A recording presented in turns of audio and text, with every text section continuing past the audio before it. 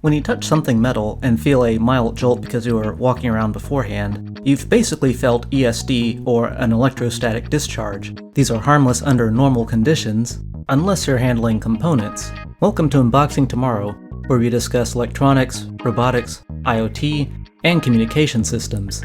If you've been working with these categories, then you're already familiar with safety placards and foil shielding, warning you about static electricity and ESD. Besides the actual earth ground itself, ESD and related effects are some of the most obscure topics in the industry. This has certainly improved over the past decade, and yet we still might not know exactly what this equipment does, or what to expect if we ignore it. Ignoring it is what some people choose to do, and because of information curated by NASA and other agencies, we can now see why that's a mistake. You probably remember from high school science class that when two bulk materials rub together, one will have a tendency to gain electrons from the other. This is tribocharging, and it's what we should expect if we're walking around, moving around, or even breathing, if we aren't grounded. If we happen to be walking, then your shoes will tend to pick up an excess negative charge, leaving behind a positively charged footprint. If we're careless, then we might touch a circuit board or a discrete component. When that happens, we'll cause an electric arc just like before, one with very little energy, but very high peak power and voltage. The voltage peak, prior to the discharge, can be well over 10,000 volts, making it much more than just a nuisance.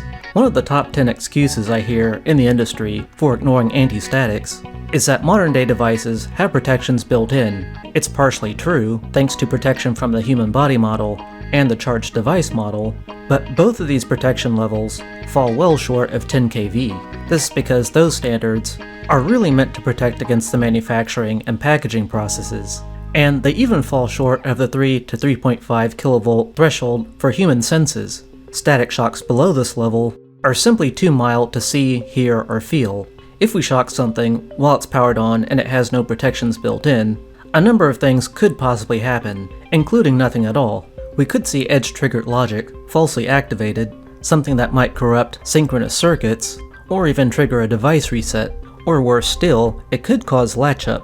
Latch-up conditions persist until power is removed, and can easily contribute to electrical overstress, also known as EOS. But even if the equipment isn't powered on, we might still see material damage. This can include oxides, junctions, or back-end line materials, and even the foils and thin films of precision resistors are not totally immune to ESD effects. So yes, even some passive components that contain no semiconductors whatsoever can be damaged if conditions are unfavorable. To keep focused on one topic today, we'll look at a couple of slides published by NASA that show material damage to metal oxide field effect transistors. These slides are a little bit dated, but as transistors continue to scale down, so will their ESD immunity. From the C2 area of the slide, we can see the oxide layer of a transistor was ruptured by an ESD strike. This effectively left behind a pinhole, and as small as it might seem, this sort of thing can cause a catastrophic failure. Things get even more confusing if that failure happens to be delayed by several days or even years. This is what's known as a latent failure, and it's not too hard to imagine how something like this might make it out of the factory, go into an in-use application, and then suddenly fail for no apparent reason. ESD events are random, so it's extremely difficult for anyone in the industry to know exactly how common this is.